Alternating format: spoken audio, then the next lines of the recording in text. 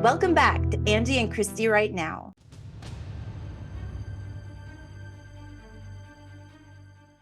Today, we're honored to host an extraordinary storyteller whose work delves into the complexities of family, resilience, and human connection. Our guest is a librarian turned award-nominated author who crafts upmarket fiction with bittersweet endings that, we know from experience, linger long after the final page. Her debut novel, One Summer in Savannah, captivated readers, including Angie and I, with its raw emotional depth and explored themes of trauma, motherhood, and unexpected connections. Following that powerful debut, her second novel, We Are Gone, paints a vivid, multi-perspective portrait of a family grappling with their legacy, secrets, and identity. With accolades like being a Target Book Club pick and a Goodreads Choice Award nominee, our guest was also named Target's first ever Author of the Year. Her literary journey continues with Where the Wildflowers Grow, set to release in October 2025, promising yet another captivating story and prompting a swift pre-order from Angie and I. We're excited to explore the inspiration behind this author's evocative stories and her unwavering commitment to telling tales that resonate with readers on the deepest levels. We are thrilled to welcome Terah Shelton Harris to our podcast. Terah, thank you for coming on. Wow. What an intro, guys. Thank you so much. Thank you so much for coming on. We were so excited to hear that you're here. Thank you. And just know, man, I've got some heavy, big shoes to fill with the teamwork coming before me. My goodness. I'm like, don't mess this up. Don't mess this up. Don't mess this up. You'll be All fine. of you are great. I know. Abby knows what she's doing. You'll be yes, fine. She does. Love her. Is there anything that you'd like to add to the bio? Anything, any tidbits of something? Gosh, no. I'm not one for talking about myself, honestly. So no, that was perfect. Awesome. We're good to go. And your books were awesome. And everything that I said in there is true. Me and Angie have become huge fans of yours. So fantastic. Fantastic. Thank you guys so much. Thank you. We always start our podcast the same way by asking our authors, how did you know that you wanted to become a writer? Oh, I love this question because it gets me an opportunity to tell this story about an amazing teacher that I had. I knew I wanted to be a writer when I was in the 6th grade. And my teacher, my 6th grade teacher, her name was Julie Cook. I'm dating myself, but when I was in school in 6th grade, we had a program called DEAR. Do you guys know what DEAR is? Yes. Drop everything and read. You remember that? Well, I love to read, have always loved to read. So I would tear through books. And so because I didn't always have a book, I was allowed to write. So she allowed me to write instead of reading. And so one day she noticed that I was just scribbling down and writing something. She asked me what I was writing. And it was a throwaway answer. It was like, oh, it's a story about my class. And it was, but it was just a story that I wanted to just put on paper. And she said, well, when you finish it, you can read it in front of the class. And I thought, no way, absolutely not. This is just my writing at that time was just for me.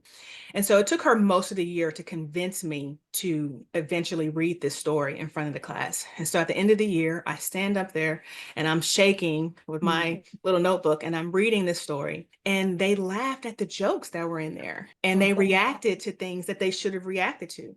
And it was the first time that I got a sense of feeling that something that I wrote could move people. And I was hooked after that. I was like, well, this is what I want to do for the rest of my life. I love that is awesome. So did you keep writing after that? I mean, were you writing through like high school? I did. I wrote all throughout, just wrote little stories, just any kind of stories that came to me. I dabbled in poetry, which I'm not good at, but I've always loved poetry, which anyone has read One Summer in Savannah can also attest to all the poetry that was in there. But I wrote all the way through on high school. When I got to college, I thought, okay, this is what I want to do. I want to be a writer. And my mother was very thrilled. My mother and my whole family, they're all had that artistic brain. But at the time, it was, okay, you want to be a writer, but how are you going to make money? Because then it was, okay, yeah, writing and certain types of arts like drawing, that stuff was your hobby. We didn't really know anyone that made money doing those things. And so it was like, okay, you can write in your spare time, but what are you going to do to make money? So I thought I can make money writing. So I thought I wanted to be a newspaper writer. But by the time I got to college, newspapers was already starting their decline. Like you didn't have these busy newsrooms like the Washington Post and New York Times anymore. They were already starting the decline, and I could see it. I could see it then. And I thought, oh, I don't know what I'm going to do. But my major was journalism to start. And then, so I thought I wanted to do that. And then I got an amazing opportunity. When I was a sophomore in college, a friend of mine said, Terah, there is an opportunity for you to start writing now. And at the time, there was this new invention called the internet. And it was, hey, there's these websites, which these were all foreign words to me at the time. There's these websites that need what we refer to now as content. But back then it was just like they need articles and put things on their website. And she was going to start to do this. And at the time it was travel. So it was an opportunity to start traveling and writing about my experiences in travel. Wow. And I thought, I want to do this now. I don't want to wait 2 more years to finish college. I want to do this now. And I go to my mother, who is miseducated, multiple degrees. You have to get your degree. And I said, Mom, I want to leave school and I want to go to Europe and I want to start writing freelance articles for these travel websites. And I just knew she would say no. And she said, go do it. She said, go do it. Wow. Because, well, you're young enough. I was 20s, my early 20s. She said, go, but when you come back, you have to get your degree, which I did eventually go back to school and get my degrees. And so that's what I did for a long, long time, was freelance travel writing. And that's how I really started to make money writing. Wow. That's amazing. And in your 20s, you're like traveling. a dream job right there, traveling and writing at the same time. And to have like your mother say like, yeah, go, like that's fantastic. Good for her. Good on her. That's really good. That's fantastic. And it sounds glamorous, but it wasn't. Everybody says, wow, travel writing. I had to go to these places first and pay for everything up front, and then got paid when I submitted the article. So what I would do was I would come home. At the time we was living in New York City. So at the time I would work for 6 months, save every penny, every dime that I could. And then I would go do that for a long time. And I would live off that money for a really long time. And so that was fun when I was in my 20s, because I had no children. I wasn't married. I could do that. And that's how I've been able to travel the world. But it was not glamorous in some of these places. I promise you. And I'm sure you're trying to save money while you're traveling so that you can make the most money out of the payment after. So yeah. Exactly. But sometimes those make for the best stories, like when you get caught somewhere, or you don't have this, or you don't have, or something goes wrong, like those make for the best stories when you get back. So oh yes, absolutely. Those fun adventures happen when you least expect them to. That's absolutely. Right. So now you want to be a writer. You're writing all these cool things when you're in college. What makes you stop and write an actual book? Oh, okay. So when I met my husband and we get married, and so I'm done with the travel writing. So now I'm just freelance writing. Okay. So now I'm just writing for trade consumer publications. I'm now just writing at home. And then the recession of, I want to say 2008 happened, and I lost a lot of my contacts.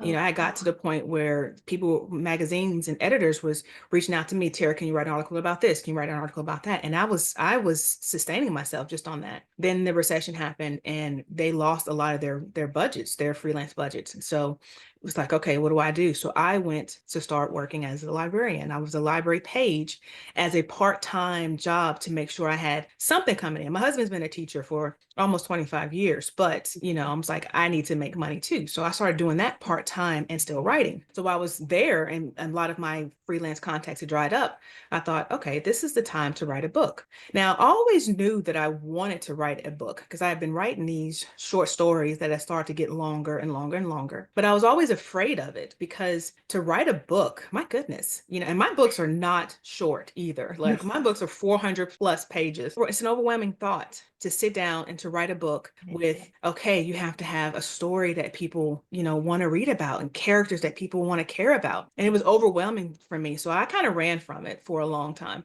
And so finally, when I didn't have all these articles to write, it was, okay, what's your excuse now? So I wrote a book, and I call that book my practice book, because it lives on my computer like most writers. And I learned so much from writing that book. But I was disappointed because it just didn't work out the way I thought it was. It was, most of the time, whenever I put my head down and I dedicate to myself to something, it always works out. Like all the hard work that you put into something, it's supposed to lead to something.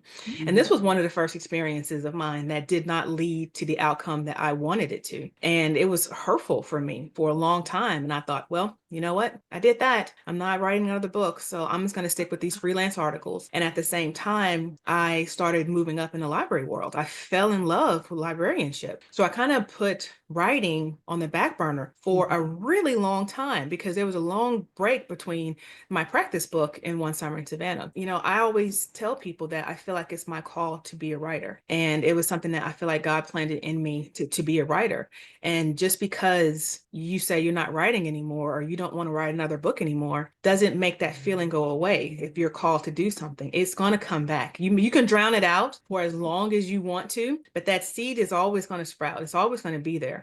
And so it never left me to try to write another book. And I said, if I did it, it had to be the right book, the right time, the right story, everything. So for your practice book, was it the same genre that you're writing in now, or was it something completely different? It was more women's fiction, a lot more women's fiction, because this was the time when women's fiction just really blew up. Everybody was reading about these women in New York City, you know, finding themselves and finding love and all the fashion. It was right around that time. So it was more women's fiction than what I write now, which is contemporary upmarket fiction. Is it something that you would want to revisit, or is it shelved for good? It is shelved for good because every one of my books, I like to say, has done something for me. And that book was written to prove to myself that I could do it because I had challenged myself for so long and just said, I'm not going to do this. This is so hard. And so that book was written for myself to say, you know what, Terah, you can write a book. You have the discipline to be able to write a book. And so that's why that book exists. And that's fine for me. And so I won't try to publish it. Plus, I've taken scenes from it. I've kind of pillaged from it and used that in other books. So it's a shell of a book now. I love that. Absolutely. Did you try to get an agent with that book, or you wrote it and you said, no, that's not going to happen? I did. I Okay. got really close to getting an agent. I got a couple of revise and resubmit requests, which makes the rejection really hard after they say, well, we like this, but can you work on it? And then you go back and work on it and they're still like, no, not what we needed. So it was even more discouraging. But I learned a lot about publishing, you know, and just making sure that I have this thick skin because I did not have thick skin because I said, you know what, this book didn't work out. I'm not doing it again. I'm not doing this. And that was just the wrong attitude to have. Like in publishing, you have to have this thick skin and get ready for anything. Just because you're up now don't mean you're always going to be up. And so it taught me to be ready for anything. That's fantastic. So you continue on and now you're planning on writing One Summer in Savannah. So what spurs that? Like what's the inciting incident for you to start writing that one? Okay, so there's two things that led to the writing of One Summer in Savannah. That seed had, after so many years, that seed has started to come back that I want to write a book again. And I said, I'm going to wait to be inspired, which is not the best advice that I would give someone, but it worked. But it worked for me. It was, I'm going to wait for the right idea, the right story. And the first thing that fell into place was the South Carolina church shooting years and years ago that I was sitting there watching. And, you know, back then when we had school shootings and we had these type of shootings, the world would freeze and pay attention to it because it wasn't common, you know? And so I remember watching on CNN that after that happened and they arrested the shooter, Dylan Roof. And I remember watching the scene where he was arraigned and the family members of the survivors, they stood in that courtroom and they forgave him. And we're talking days before they even buried their loved ones. Like they had already decided that forgiveness was their path. And I thought, wow, I know nothing about forgiveness. This is not what I thought forgiveness was. And I was raised in a church, you know, Sunday school, Bible study on Wednesday, you know, regular service on Sunday. And forgiveness was always something that was preached to me, but it was never something I ever defined for myself and what my level of forgiveness was, because that did not include my level of forgiveness. And so I thought I need to define what forgiveness means for me. And so I was challenged. My definition of forgiveness was challenged. So I said, I want to write a book that really challenges people's definition of forgiveness. And so I had a theme. All of my books tend to start with a theme. And so I had a theme, but I didn't have a story. And I was sharing this with a dear friend of mine. And she says, I have a story for you. And I thought, what story could she possibly have that I don't already know? And she told me something that I had not known in all the years that I knew her that she had conceived a child from a sexual assault. And she said these words, and she says, and I practice the act of forgiveness every day. And I thought, okay, I want to write this. I want to write this story. And I just remember thinking, could I do something like this? It's not my story to tell. And I went to her and I asked her and I said, can I tell this story? And she's like, that's the reason why I told you, this is that I want you to tell this story. And so I started writing that, and that has become what One Summer in Savannah is about. Wow, that's incredible. I've got shivers right now. Like that, that's very, like that was meant to be, I think. Like that's It's meant to incredible. be. And you're absolutely right that when you hear that story, that forgiveness, like I mean, me forgiving my friend for stepping on my toe, you know what I mean? Like that level of forgiveness that you have to be able to do what those people did is incredible. That's right. That's right. Total faith, because that's incredible. But Mhm. so then you sit there and you start writing this book. What does writing look like for Terah Harris? Is it a full-day event? Is it a morning event? Is it a night event? How many words are you aiming for? Well, I wrote my first two books while still working full time as a librarian. Nice. So writing is wherever I could fit it in. Mhm. And so that's it. So I'd be on my lunch breaks. I have my 9 to 5 and I call it my 5 to 9. So writing was my 5 to 9, my little part-time job. That's what I would come home, get my husband settled, and then I would start writing. I write all of my books longhand first. And so that helps me to be able to write anywhere. My writing style is very chaotic. I do not recommend it for no one, but it works for me. So now that I write full time, morning is best. I am the freshest in the morning, and I don't really adhere to a word count. I really don't, unless I'm getting closer and closer to my deadline. I think roughly about 1,000 words is about good for me. But it's hard for me to tell because I write everything longhand, and I have my notebook here actually. And I say, if I fill up this page, if I can get through 2 pages, I don't know if you can see this or not, but I write with pencil. Can y'all see that? Wow. I'll try to get the camera to do that. Okay, there you go. Yep. Yeah, there it goes. Yeah. So if I can get like front and back Okay. 2 of those, then that's about what my daily word count would be, because I don't type it until after I finish a scene. So I never really know how many words, but I think that's about it. If I can get 2 pages front and back, then that's about my word count for the day. So when you transcribe it into the computer, do you type it in or do you like dictate it? I type it in because I edit as I go along. Okay. And so I like to type it in, and then I kind of polish it and fix it, because when I'm writing, I just write. I don't stop to correct my mistakes or any of that. I just keep writing. And so a lot of times I'll write a line and then think of a better sentence, and then I'll go back and write a sentence right underneath that one. And so I kind of edit as I go along. That is so cool. I love that method of writing. And I don't know that it would ever work for me, but that is so cool. Like, I don't know, like I know Angie does a lot of, what do you call that? Like the audio, when you do by audio? Well, because I have tendonitis. So before I would like longhand when I was stuck. Like if I couldn't think of something or had writer's block, then I would write it down, and like especially I just wake up and just start writing on just freehanding it, and then transcribe it back into the computer, and I edit as I go too.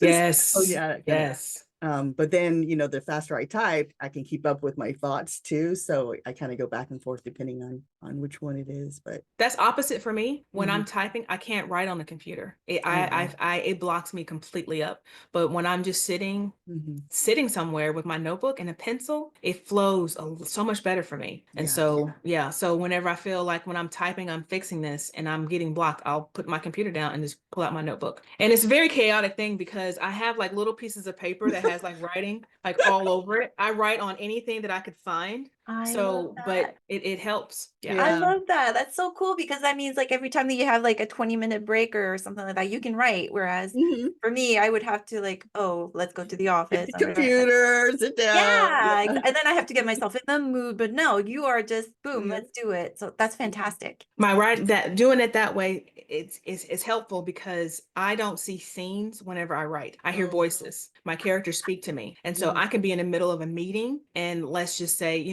Junior start to talk to me. I have to get that down. And he'll say something, or a scene will come to me, or a piece of dialogue will come to me, and I have to get it down. So whatever's around is what I grab, and I just started writing on it. So I love that. if that's a piece of scrap paper or whatever. And it's like, I love when the characters are alive, like when an author can hear their voice, feel, see and know who they are. And I love that. And especially with your characters, because I fell in love with all your characters in One Summer. Like, I mean, even once I was like, oh, I don't know, I did not want to, just your creation of them, just the layers of them, I fell in love. So how do you come up with your characters? Like, are they something that where they just start talking to you, or is it that you have a plot and you kind of try and find someone or something to fit into the plot? Like, how do you do that? They literally start talking to me. Once I have a theme and once I have a story, I just kind of wait to see what comes. And then they start talking, and including giving me their names. Like, I don't try to find names. They'll tell me what their names are. They tell me what they look like. So after One Summer in Savannah came out, I started going on tour, and people started asking me, well, who do you see as Sarah, playing Sarah in the movie? Or who would you cast as Jacob? And I thought, I have no idea, because I don't see an actor, as that person. I just know what they look like from the description that they tell me. And so the characters start to reveal themselves, as I am writing. And I am a plantser. I'm a plotter and a pantser. I am both. And so the reason why I have to be somewhat of a pantser is because they guide the story. They tell me where we're going, what we're doing. And so I keep myself open to the possibility of having to change because they tell me. So I can't plot too much. The number one thing that I do, which baffles people, is I write the ends of my books first. So I know the end. I wrote One Summer in Savannah, the end, wrote that first. And then I went back and wrote the beginning. And so I have to know how my books end in order to start. And I know that's very strange. Again, my writing style is very chaotic. I do not recommend it for anyone, but it works. It has worked for 3 books now. So well. Oh my God. If there's one thing that Angie and I have learned by doing this podcast, it's that there are as many writing ways as there are authors on the earth, because everybody has their ways, and when it works, it works. So that's right. And it works for you for sure, 100%. It works. I love hearing that. That is so cool. Yeah. I love it. Love it. The idea, because I never know how my books are gonna end, like never. Like, goodness. Know that. Yeah, never. But the surprise that comes when you're writing, just because you're hearing the characters' voices and they take you on the journey, and you're just kind of following along and writing down what they're telling you. But it comes with surprises, like you just get, that feeling of, oh, you don't know where he's going. So it kind of, but you don't know, like, because something can jump out and surprise you. Do you ever have that feeling, like where your characters do something you did not expect and are like, wow, like? Yes, absolutely. And it happened more so in Long After We're Gone than any of the other 2 books that I've written, was because I had so many characters and and there was a couple of scenes with Junior and one with Cece in particular that I thought, wow, okay, I did not see you guys wanting to take me down this path, but okay, let's do it. And that's one of the beauties of me knowing the end of my book, is the characters can go in any direction they want to. As long as it ends here, doesn't matter. Like, this is the end. So, hey guys, this is how it ends. Get me there. And I don't care about the roller coaster that it takes to get me there, but this is the end. And so it's really fun to see how we get there. It's cool. Also, I feel like you have so much trust in your characters, because you have to trust them to get you where you want to go, and that you're letting them loose and saying, like, nope, as long as you get me there. That's very, like, that's full of trust. And I love that. That's fun. And it shows, I think, that you are just writing their stories, because the stories are magnificent. The characters feel real and like fleshed out, and fantastic. That's one of the things that I really appreciated, especially with Sarah and Jacob, because they're alternating chapters. And Sarah is very different from Jacob. Yeah. Like, you read, even though you're the one writing it, they think in very different ways, and you can tell that they're different people.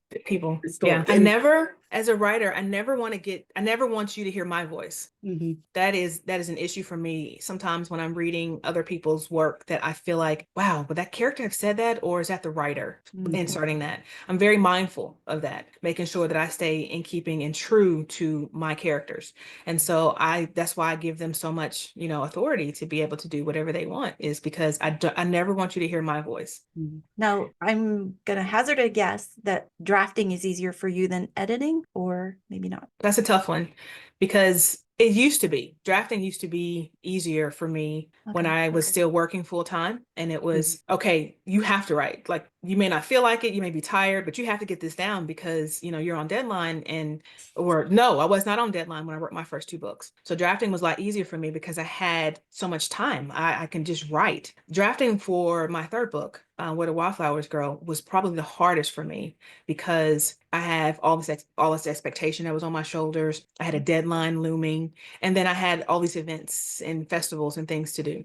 So drafting this time was hard for me. But I know I love both processes equally. I love watching the story unfold because I'm a pantser. I have no idea what's going to happen in the middle of this book. And so I enjoy seeing how it comes together. But editing I love it because I'm able to just take my time and go back and make my writing, so much better. And editing is one of the things that I feel like we need to spend more time with. I feel like a lot of writers spend most of their time drafting and not enough time editing.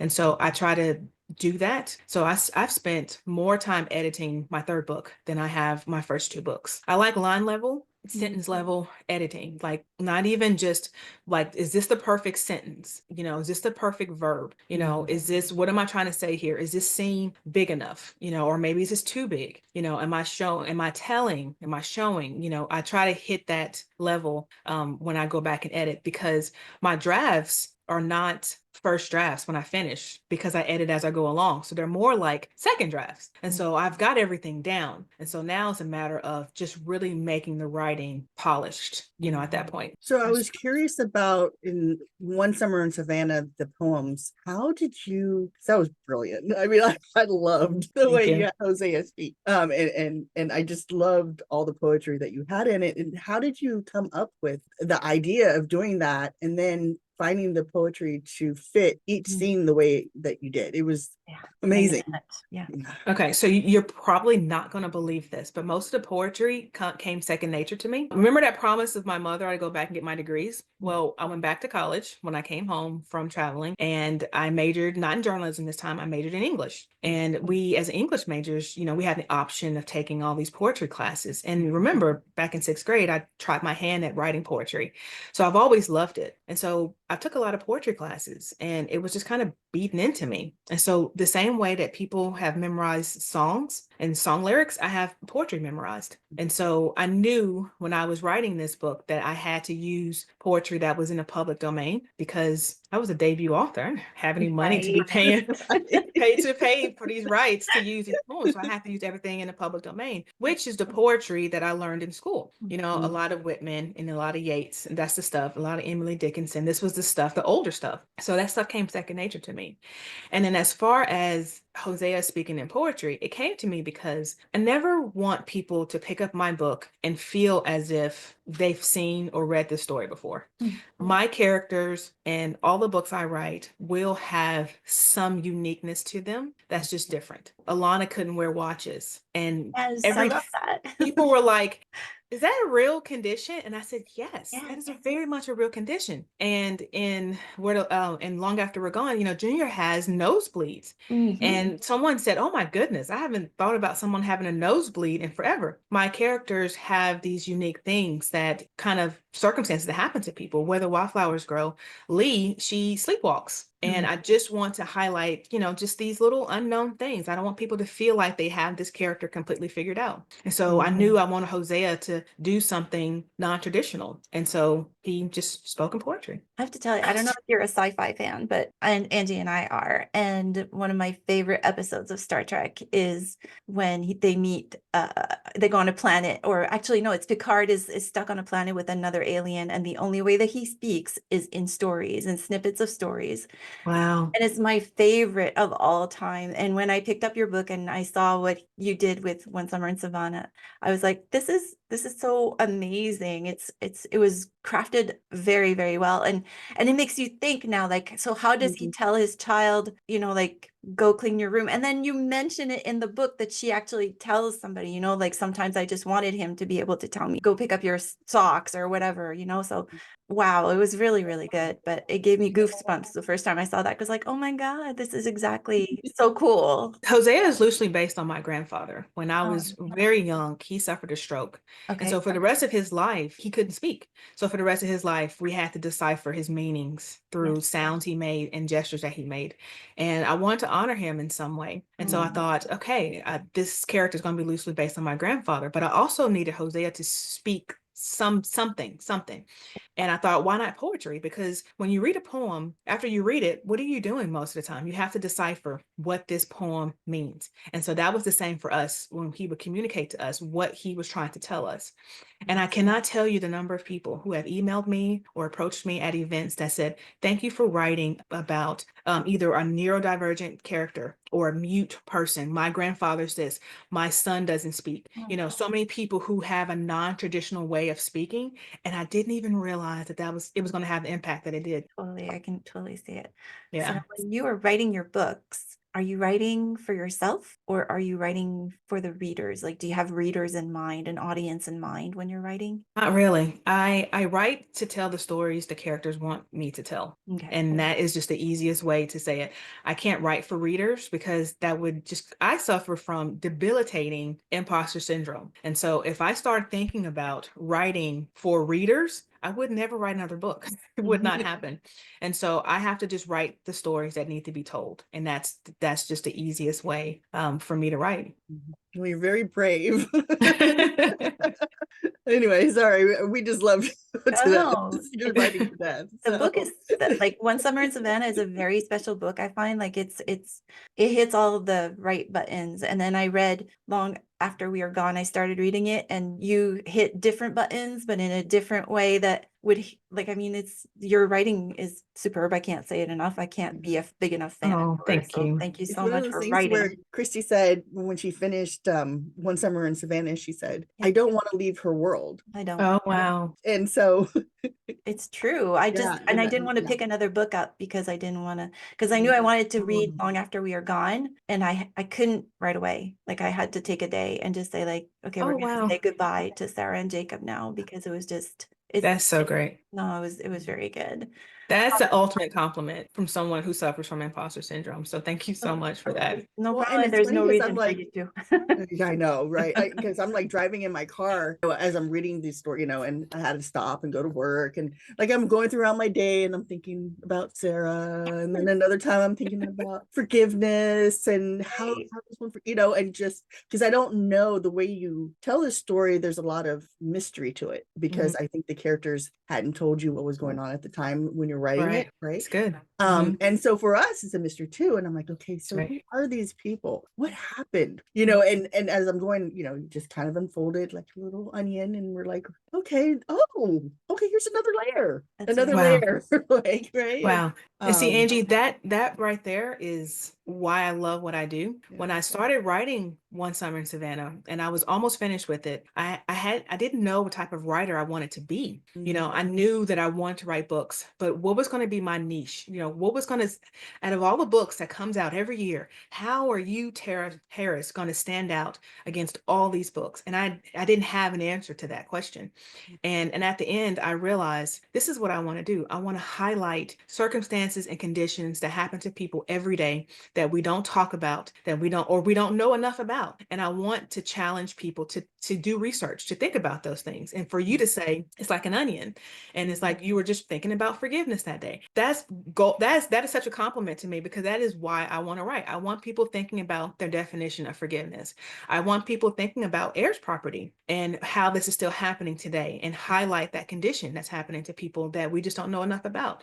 And so my writing will always be highlighting something that we don't know enough about, and an emotional tie, to that particular topic. So I'm going to quickly take us away from One Summer in Savannah, and we're going to go straight into Long After We Come. because, because we're going to talk about that book forever. We can talk about it later, but on air, I want to talk about Long After We Are Gone also.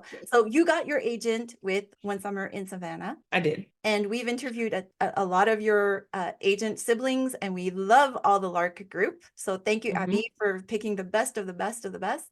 Right. And then you go on submission and? Well, we have to go back. I got my book deal before I had Abby. Oh, wow. Yes. So I kind of walked backwards into publishing. I had pitched One Summer in Savannah I finished in January 2021, and I had been trying to pitch it all the way up to November of 2021 and to no success. And I remember telling my niece, I'm going to have another book that's going to live on my laptop. Like, I'm just not, I was down about it. And she said, let's just get through Thanksgiving and we'll see. And I had sent One Summer in Savannah to my then editor at Source Books, Erin McClary, who had opened her submissions up to Black unagented writers after the George Floyd riots. Okay. And this is when publishing realized, kind of shine that big bright light in publishing, about diversity in publishing. And so she opened her submissions up. And so I just sent her the first 50 pages in a query letter, and just like I would do any other agent. And a couple of days before Thanksgiving, she emailed me and said, wow, I love this. Can you send me the rest? And I was so numb at that point because I had been 11 months of rejections of some of the best and the beautifulest rejections you've ever heard. Oh, I love this story so much. The writing here is great. But it was always that but at the end. And so I was numb when I sent it to her. I was like, okay, here you go. And a couple of days before Christmas, she emailed me and said, I'm crying and laughing at the same time, and I want this. And so she took it to acquisitions, and they loved it. And she called me. So she said it was the first time that she could ever make a book deal to a writer directly, because most of the time you go through the agents. And so it was the first time she was able to do it directly. And then she says to me, okay, we can't talk anymore. You have to get an agent now. And I got so lost in the whole, like, I'm having a book deal, that I didn't even really consider. I'm like, wow, I do need to get an agent now. And I was like, okay. And let me tell you, when you have a book deal, it's a lot easier to get an agent and to get them to return your emails. I mean, the speed at which these agents returned my email was amazing. And I had wanted to pitch Abby, but she was closed to submissions during this 11 months. And so I wasn't able to pitch her. And I asked Erin, I said, well, I have agents that's still reading the full manuscript. I said, but can you give me someone that maybe you've worked with or you want to work with? And she gave me Abby.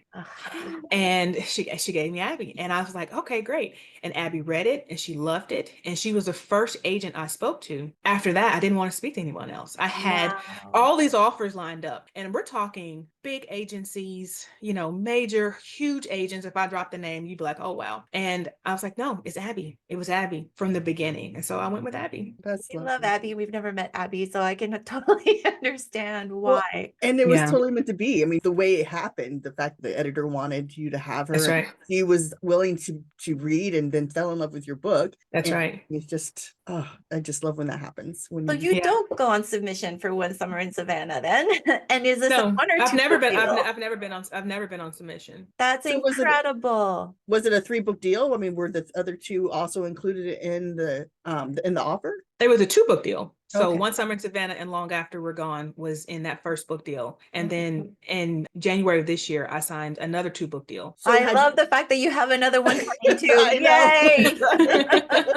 So had you already written Long After You're Gone when you went out on submission with One Summer in Savannah, or is it something that you had to write after you got your book deal? I was writing that whenever we were waiting for it to get published. So it was almost finished. So I had Long After We're Gone finished before One Summer in Savannah has even came out. Okay. And so I did not have, and that was such a blessing because I didn't have the pressure of a deadline and the pressure of having expectations to live up to. And so I had most of that book written before One Summer in Savannah came out. Just was curious about you said the pressure of the deadline, like when you wrote the 3rd book after having already published, how did that feel? I mean, was it easier? Was it harder? Gosh, it was so much harder for me. It was, you would think that I've written technically at that time 3 books, my practice book and 2 other books. You would think you've written books before, Terah. You know how to start books. And I was just completely paralyzed. Oh no. I had my theme. I knew, I had my theme, I had my story, I had everything, and I was just paralyzed just because, again, I suffer from imposter syndrome. So I'm like, is this good? I challenged myself. I questioned myself just about every step of the way while I was writing it, and just kept stopping and starting and stopping and starting. And then on top of that, I have a lot of events, book clubs and festivals and different things. And so I was just everywhere. And it's, for me, I need quiet in order to write. I need to just be quiet because my characters speak to me. And so if there's a lot of noise, a lot of things around me, if my brain is kind of scrambling, I can't hear their voices. So it became hard for me to write. And then this imposter syndrome of, hey, Target book club pick. And then Target names me author of the year. And it's like, oh my God, it's like, I have to live up to this. And no one is harder on themselves than me. Like no one can put any pressure, say anything that's going to make me feel worse than what I can say to myself.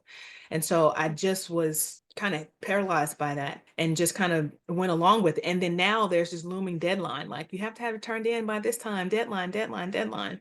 And just, but when I finished the second draft of that book, it was like a weight was lifted, like, okay, it's done, like it's done. And now you get to go back and fix it and tweak it. And so that was the third book was a lot harder for me to write. So how do you come up with the theme for Long After We Are Gone? All of my books are based on real life events that's happened to people. And so when I was finishing up One Summer in Savannah, I read this story in the New Yorker about these 2 brothers, Melvin Davis and LaCurtis Reels of North Carolina, who had went to jail for 8 years after refusing to leave the land that their great grandfather had purchased 100 years prior. And I was like, wow, okay, why?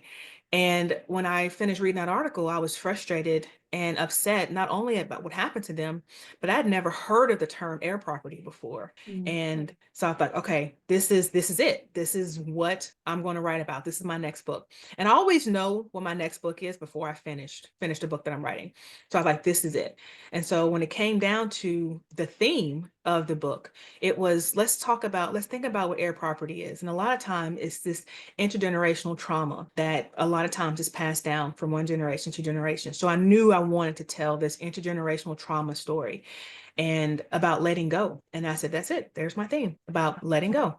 And there it was. So that came fairly quickly. Nice. And how did you decide that you were going to have 4 points of views in that? That's a lot. That's so many. It's a lot. It was a lot. And you can ask Jason this. I remember I was like, Jason, why did I decide to do this? Like, what is wrong with me? Why'd you let me do this? This is the worst thing ever. But the inspiration book, I like, I'm classically with English degrees, these classic books. So I always try to reach for and find a classic book to kind of help me tell a story.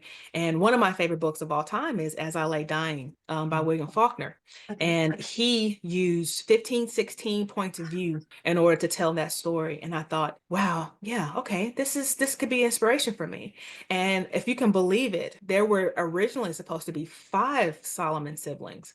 And as I was writing a 5th sibling, I said, okay, I can't do this. And so he went away quickly and it started coming a lot faster. But I use As I Lay Dying as inspiration. So I knew I wanted to use multiple stories, to tell the one overarching story. And it works fantastic. Like, I mean, just from the first chapter, you know exactly who these characters are, what's going on in their lives. It was beautifully crafted for that. Is there one of them that was harder to write than the other? Oh, easily. Cece. Just I because she is the complete opposite of who I am as a person. There's just no way I'd put myself in situations that she has put herself in. First of all, I would never embezzle tens of thousands of dollars. Right? Never do that. And then the way she hid it too. Yes, I know. Yes, and the way she had to hide it. So she was the complete opposite. And there'd be times when I'm writing and I would just be so frustrated with her. Like, oh, what are you doing? Why? Why? And you guys have not gotten to a certain point of this book yet. I mean, you get there, you're going to be like, oh. And I had a woman, several people at these events tell me that they have thrown the book across the across the room because they were so frustrated with her. And she by all means was like that one character that was so hard for me to write. I love that. I absolutely love that. Within the first chapter, you know exactly who this woman is. So it's fantastic. Loved it. Loved it. But the Loved thing it. is, you know that it's going to be something completely different too, because That's right. That's you're, right. you're That's gonna right. start feeling those layers, and I'm like so excited about finding out what happens with these characters, what the underlying, because of the trauma. I mean, what their underlying needs and wants are, like when you kind of go through, because they're gonna have to deal with their dad's death and everything comes from it, and That's all right. the things that he brought. Because I mean, you just kind of, like I said, I'm only 22 pages in, because woo, I It is a already lot. know, like just Yeah. based on the characters, that there's going to be some stuff we're going to go through. And Yeah, the I'm looking end forward to has, this one. I got an email, I got a DM from a woman that finished a book yesterday, and she was like, that ending. And that's all she wrote was like, that ending, exclamation point, Love exclamation point, it. exclamation point. And I was like, that is why you write right there. Like, you want people to just be like, what did you do? And that's it. So yeah. I'm so excited. And I like what something that you said earlier on, that you never want your voice to show up in your books. Like, I mean, those 4 characters are completely different voices than Sarah and Jacob. And Right. so there you are. You've done it. No imposter It's syndrome necessary, Tara. You're fine. You're doing fantastic. It's great. I really wish, I mean, I hear you, but I really wish I believed that. I know, I know. There's nothing to stop those feelings when you get them. Yeah, There's absolutely nothing. nothing. But, Feel the and I know that pain. we can tell you how much we love you and how great of an author you are, but I know it's just Yeah. something. It's also what's propelling you to be such a great author. So there's a silver Yeah. lining to something like There that. is. There So- is. Because you're going to Definitely. keep challenging yourself. I think you're going to keep on, and you're going to, and you won't take it for granted too. That's right. My books have been vastly different from one to the other. Like, I went from 2 POVs to 4 POVs, and I went from first person to third person, and then Where the Wildflowers goes back to first person, but it's past tense. And so my books have not been written in the same, POV or tense. They've all changed. And so that's a matter of changing your basically writing and challenging yourself. Okay, I have to write in past tense now. And this was Where the Wildflowers Grow was the first book I wrote in past tense. And it was like, ick, this is hard. But why did I do this to Because your myself? mind is trained That's to, right. because especially if you're writing in Right. present, then you have to switch to past. That's Switch. hard. It was very hard. And then it was first person past, which I had done. And then, where the One Summer in Savannah was first person present, and Long After We're Gone is third person present. And so they're all 3 different ways, but that right after I come up with the theme and the story, the next thing is how I'm going to tell this story. Is this first person or third? I don't stop with just, okay, I only write in past tense. No, what does the story call for? What does the story call for? How can you best tell this story? And it was first person past tense. And I was like, oh no. But we battled through it and we got through it. I love Did it. did you kind of slip into present tense every so often? All the time. All the time. All the time. I have a freelance editor who I've worked with for all 4 of my books. Her name is Kristen, and she is the best. And she'll say, okay, Tara, this whole paragraph is in present tense.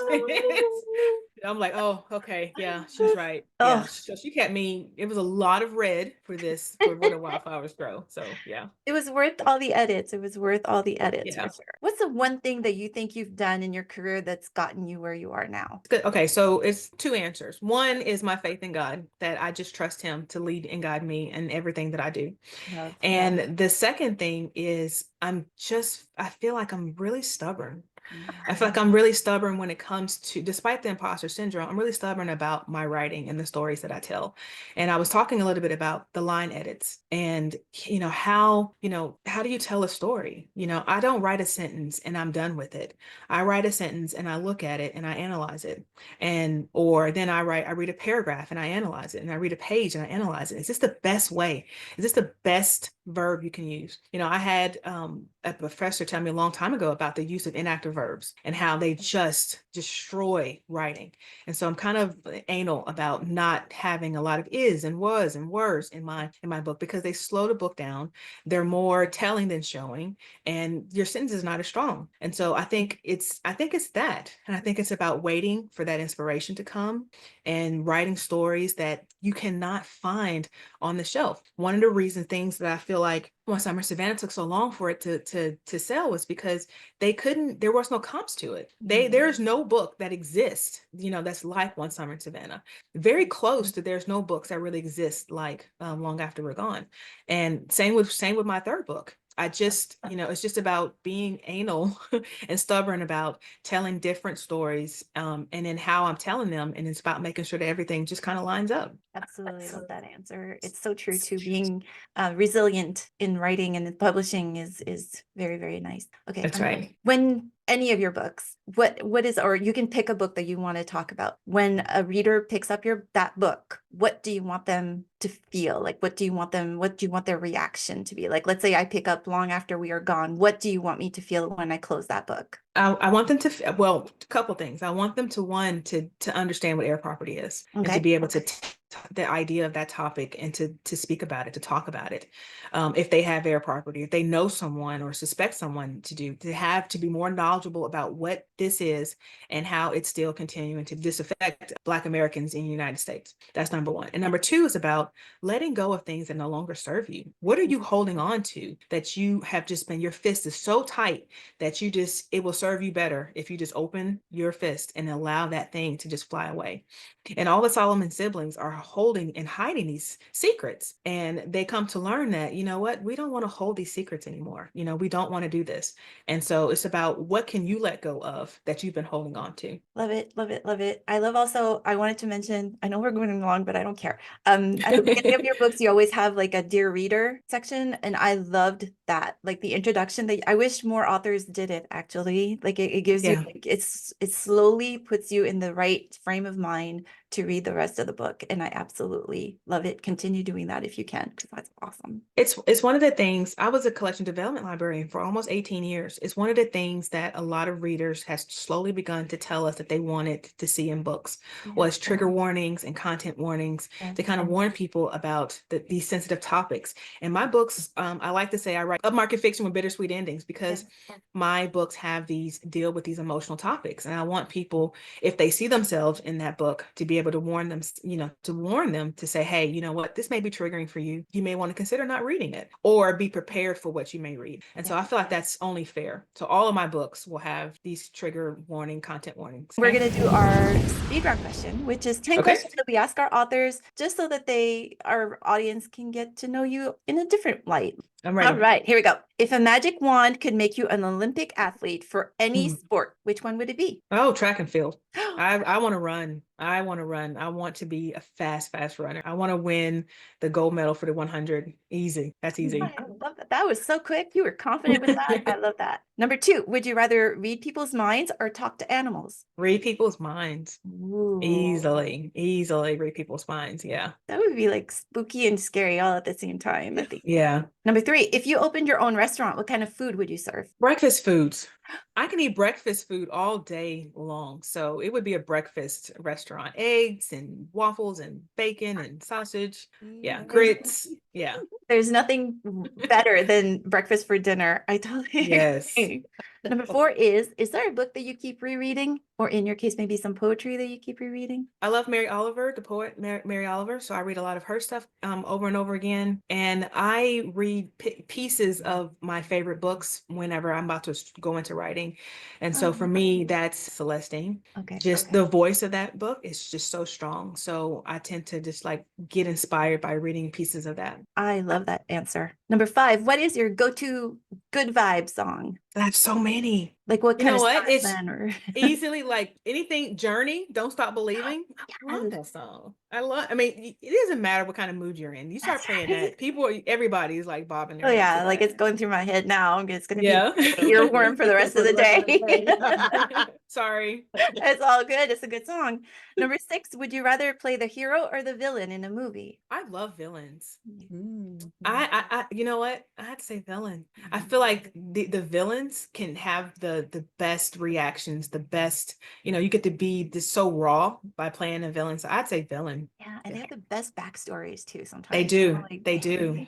They do. Especially when they're written well. Well, the best villains are the ones that are the deepest. That's right. That's right. Like not just for the sake of like being evil, like just when you have something, when you think you're the hero, but you're actually the villain, is the best. Yeah. Number 7 is a fill in the blank. The one thing I need to start my day on the right foot is. Gosh, what would that be? I would say like a cup of coffee, but I've got nothing not. That's where I was going with it. So yeah, let's do I don't always need it, and I hadn't always drank coffee, so I don't know. I know what it is. The sun out. I am very much a sun chaser. I love the sun, and so when I wake up and there's a lot of light coming in through the window, that makes me happy. Totally agree. And the gray days when it's been like 2 or 3 days without the sun, you can feel it. You definitely. Yeah, and it's been like that here right now. So yeah, it's crazy. Number 8 is, would you rather be hopelessly lost in a ghost town or an empty spaceship? Hopelessly lost in a ghost town. I want to be on a spaceship. I want my feet planted on the ground. Yeah, and I can build my own society, my own camping, and do all that. I want to be on the ground. Start over from scratch is all good. Yep. As long as it's on Earth, we're good. Oh, absolutely. I like it. On a scale of 1 to 10, how much do you like public speaking? Negative 100, a negative 100. I'm not for it. I do not. Again, this goes back to like the imposter syndrome and standing up there and like, what are people thinking? How do I sound? Am I stumbling over my words? I'm in my head a lot. And so I do it because, I have to, but I would prefer not to do it if I had the choice. I think a lot of writers we're all introspective in some ways. Yes, very much. I don't think I spoke like the first year that, we did the podcast. We did the show book podcast, and like the first year, everyone's like, Angie, you're gonna talk now? Like there was a whole episode where I didn't say anything like the whole time. You could always tell you were having a good time, so it's good. Yeah, we're the same, Angie. Same. Yeah, the more you do it, the better you get at it. So. That's right. It doesn't scare you as much, I think, is what it is. But the final question is, what is the perfect dessert? Gelato in Rome. I actually know Stracciatella. There's a place around the corner from the Trevi Fountain. I'm sorry, I'm getting very specific on you. You are, but there is I forget the name of it because it has moved a couple of times, but it's a gelato Stracciatella, which is like vanilla and like these chocolate chips chunks in it, and it's around the corner from the Trevi Fountain, and it's some of the best food that I've ever put in my mouth. And so that's it. That's the perfect dessert for me. That's awesome. And wow, that sounds delicious. And I wish Christie, someday if we're rich, we gotta go there. We make enough money, we are going there. Thank you so much, Terah, for answering all those questions. Thank you so much.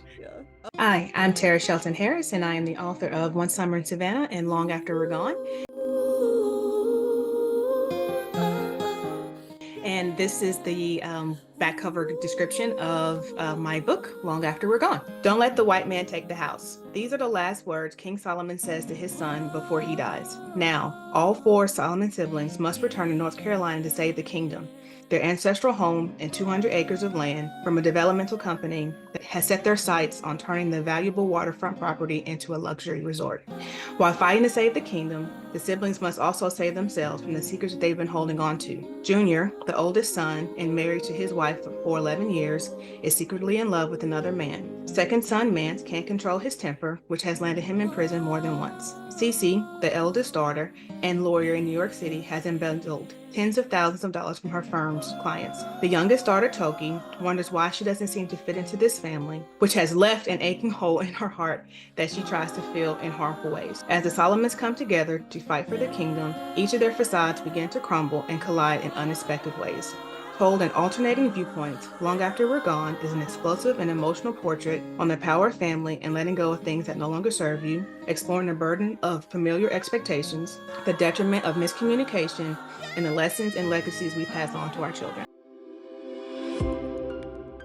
I just wanted to ask, what are you working on now? Like, I know you have the first 3 books, and so the 4th book, have you come up with an idea for that yet? Or yes, and I'm very proud to announce that it will be a standalone book to One Summer in Savannah. I just got permission to write it because I wanted to make sure that they were okay with it. And so it is a book that's going to jump into the future, and it's going to be told from Alana and Sarah's point of view. Alana is going to be 18 years old and kind of dealing with things that you deal with when you're 18 years old, but also preparing to go to college and coming into her identity. So this theme is about identity and who she is, because how does she navigate this world knowing that she was conceived from a sexual assault, and how that knowledge presses down on her and how she navigates the world. And so that is what I am starting to write right now. I'm sorry. No, we need a minute. Oh my God, that is going to be so good. I'm so happy that you're writing that. When is that coming out? Oh. 2026. Yeah. Oh, Oh we my have to wait God. like 2 years. We have, yeah, almost. we have to wait. We can do And you this. know We can what? do this. I'll be honest with you guys. People would ask me, were you going to write a sequel to One Summer in Savannah? And I would tell them flat out, no, nope. That story's told. It's done. It's over. And I've written 2 more books since I wrote that and still maintain this idea. And then all of a sudden, it just hit me before when I was finishing Where the Wildflowers Grow. The story is not told. And so now I'm going to tell it again. I love love your it. characters so much, and I was like, yeah, I'm so happy that you're gonna continue with that, because I really want Yeah. to find out what happens. I'm sorry, I'm like, Yeah. No, I totally get it. I finished the story at like 2:00 in the morning, and it was just so Oh. beautiful, and like, oh, it's been a long Yeah. time since I've really. I know, and that's such a great time, like a great year for Alana. Like we need to figure out how she's going to Yeah. become an adult and deal with everything. That's right. Mhm. That's right. I cannot And then wait. it's going to answer questions. Is Jacob Yeah. still around? How do they navigate this relationship with Birdie? How they both deal with Daniel's loss and Hosea's loss. And so yeah, And it's they going have to their speak own to, family too. Like, and if they have their own family, so it's really gonna, kind of, and then what happens with the equation? Does she Yeah. solve the too. equation? What happens with that? So Does she yeah, I have a have a lot normal to go life? on. Does she grow up, and is she happy? Like, just Yeah. That's right. Is Yeah. she a normal child or like what happened? yeah. Sarah, I'm so happy. I'm sorry, I just totally broke down. That It's is such a beautiful that's book. I'm sorry. this is the motivation that I need to start this book. So thank you. And anytime I'm starting to have imposter syndrome, I'm going to pull this interview up and be like, okay, this is why you write this book, Tara. Yes. This is why you write. So This is why you write. 100%. Yeah, because thank you. you have 2 fans over here that love huge you. fan. Love your writing. Thank Oh you. my gosh. Okay. Hold on for a moment. You can So can you tell everyone where you can be found on social media, or if you have anything else you want to talk about, like as far as your projects? Okay, so Where the Wildflowers Grow comes out this year, October 7, 2025. So, and I'm really excited about this book. I think I say with every book that I write that this was the hardest book I had to write, but I think this book goes back to the emotional pull and tie that was in One Summer in Savannah. And so I'm really excited about that. So if anybody loves my writing, pre-order, please, please, please. And I can be found mostly just right now on Instagram under my name, Terah S. Harris. And that's pretty much it. I have a Facebook account, but I don't really check it very much. So just pretty much on Instagram and my website, which is terahsharris.com. And I know that we were talking before the interview about something special about the Long After We Are Gone book that's coming out from Target. Yes, there is a special edition for anyone that has read or there's a special edition. This is in conjunction with the author of the year, which is amazing. Well I was deserved. in London when I found out about that, and that was a day of sightseeing that I just don't remember what I did that day because I was just kind of walking around in a daze. But there's a special edition of Long After We're Gone that features, and I don't know if I'll be able to pull it up so you can see, additional epilogues of the characters, but also the character illustrations. Trying to get that. So that's Mance right there. Love that. And so I love, and it has a playlist in the back. Also like the songs that inspired me whenever I was writing. And I love the additional epilogues of this book just because it's rare that I don't think I would write a sequel to Long After We're Gone. So I thought that story was told, and it really challenged me to say, okay, what happens now after the first epilogue that's in the book? So yeah, I really enjoy that. That's fun. You get to kind of continue on a little bit with the Yeah. story. So it's not That's right. completely over. Yeah. That's right. Thank you so much for coming in and just sharing your story. And I hope you continue on for a very, very long time. Oh, thank you so much. Thank you guys so much. This was so fun. Yeah.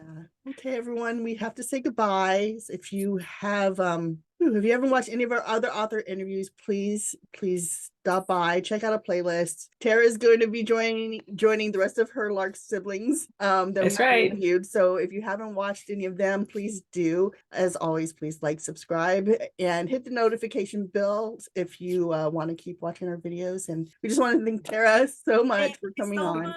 We really appreciate you. So, all right, I guess it's time to go. Bye-bye. Bye.